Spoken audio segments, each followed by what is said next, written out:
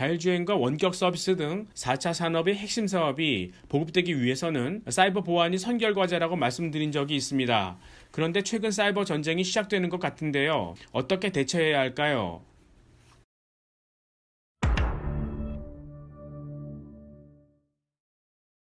예전 한국의 신용카드 업체가 해킹당한 적이 있습니다. 그럼에도 사이버 보안 투자를 강화하지 않길래 왜 조치를 취하지 않느냐고 묻자 우리는 정부가 요구하는 규정을 준수했다고 대답했습니다. 기업 차원의 비즈니스가 아니라 사회 안전망 차원의 투자라는 것입니다. 또 다른 측면에서 보면 아무리 방어벽을 설치해도 해커가 마음먹고 뚫으면 뚫릴 수밖에 없다. 해킹이 자주 있는 것도 아니므로 유사시 사후 대응에 주력하자. 즉 방어벽이 뚫렸을 때 빠르게 복구하여 유출 정보량을 줄이면 해킹의 의미 없어지고 해킹의 의욕도 떨어질 것이다 라는 의미로 들렸습니다. 그래서 사이버 보안은 수요가 제한되고 저부가 사업에 머물러 있었습니다.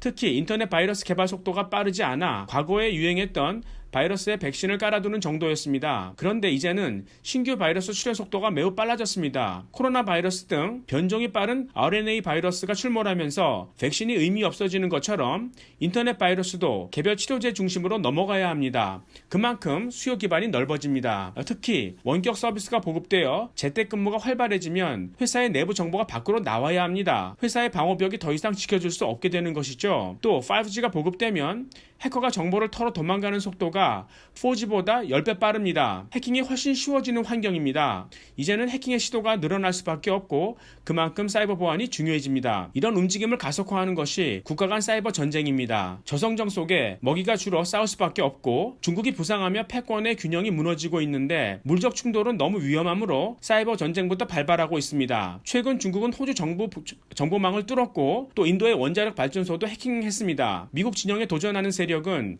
중국, 러시아, 이란, 북한인데 이들의 해킹 기획력은 확실히 앞서갑니다. 이들이 훔쳐가는 정보의 가치는 엄청납니다. 그만큼 사이버 보안 서비스도 고부가화 될 수밖에 없는 것이죠. 사이버 보안 업체들이 아직은 대부분 작은 비상장 업체로 남아 있습니다. 나스닥에 상장된 업체로 크라우드 스트라이크가 있는데요. 클라우드 베이스드 엔드포인트 프로텍션 솔루션에 있어 세계 최고 수준입니다. 아직은 마케팅 비용이 매출액의 60%를 넘어 적자를 기록하고 있지만 사이버 보안이 고부가화되면 극적으로 돌아설 수 있습니다. 한편 델 테크놀로지와 파트너십을 맺었는데 최근 델이 크라우드 스트라이크의 경쟁자인 VM웨어를 인수하며 악재가 생기기도 했습니다만 뒤집어 얘기하면 크라우드 스트라이크도 M&A 될 수 있는 가치가 있다는 증거입니다.